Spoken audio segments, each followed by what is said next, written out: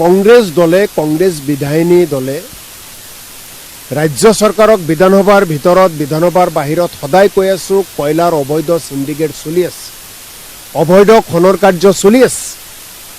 আমাৰ কথাত তেওঁলোকে গুৰুত্ব নিদিয়ে, কোনো প্ৰশাসনে গুৰুত্ব নিদিয়ে।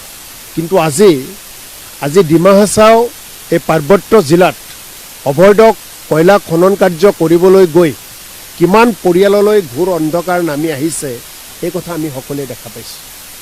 একেবাৰে স্পষ্ট কথা, ভাৰতীয় জাতীয় কংগ্ৰেছ দলৰ ইয়াৰ লগত কোন জড়িত, ৰজাঘৰীয়াৰ পৰা আৰম্ভ কৰি কোন জড়িত তাৰ উপযুক্ত বিচাৰ হ'ব লাগিব। কোনো কাৰণতে দোষীক ৰেহাই দিয়া নহয়।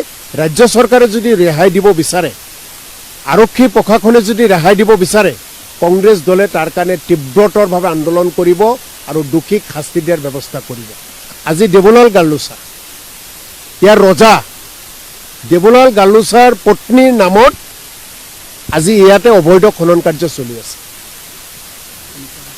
কণিকা হোজাই, দেৱলাল গাৰ্লুছাৰ পত্নী কণিকা হোজাৰ নামত এই গোটেই অবৈধ খনন কাৰ্য চলি আছে, গোটেই সিন্ডিকেট চলি আছে। আৰু পুলিচে কাক গ্ৰেপ্তাৰ কৰিলে? প্ৰথম তেওঁলোকৰ এটা মহুৰী বা কেৰাণী এজনক, পুনিচা নামৰ কেৰাণী এজনক গ্ৰেপ্তাৰ কৰিলে।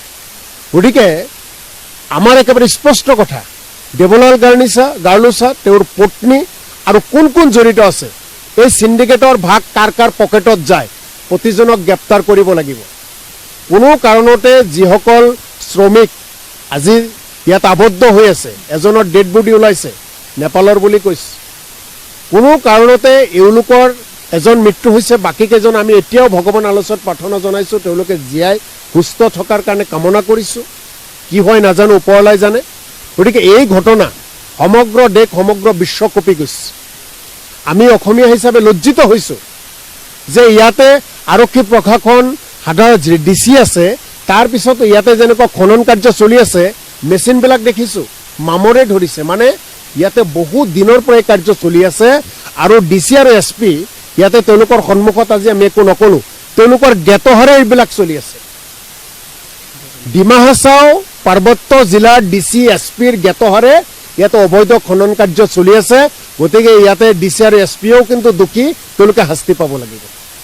এই মুহূৰ্তত আকৌ আপোনালোকৰ জৰিয়তে আল্লাহ ভগৱানৰ ওচৰত প্ৰাৰ্থনা জনাইছোঁ, উদ্ধাৰ কাৰ্য অতি সোনকালে সফল হওক আৰু উদ্ধাৰ কাৰ্যৰ লগত যিসকল জড়িত হৈ আছে তেওঁলোককো ভগৱান আল্লাই শক্তি দিয়ক, যি শক্তিৰ জৰিয়তে যাতে অতি সোনকালে উদ্ধাৰ কাৰ্য চলাব পাৰে।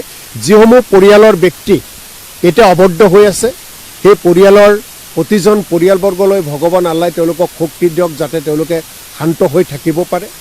আৰু আহি থকা সময়খিনিত কংগ্ৰেছ দলে ইয়াতে যিসকল পৰিয়াল ক্ষতিগ্ৰস্ত হ'ব, প্ৰতিটো পৰিয়ালৰ লগত আমি থাকিম।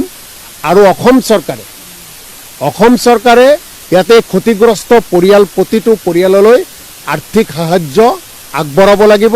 আৰু পৰৱৰ্তী সময়খিনিত আমি প্ৰতিবেদন আমাৰ দলৰ হাইকমাণ্ডক দিম আৰু আমাৰ দলৰ ফালৰ পৰা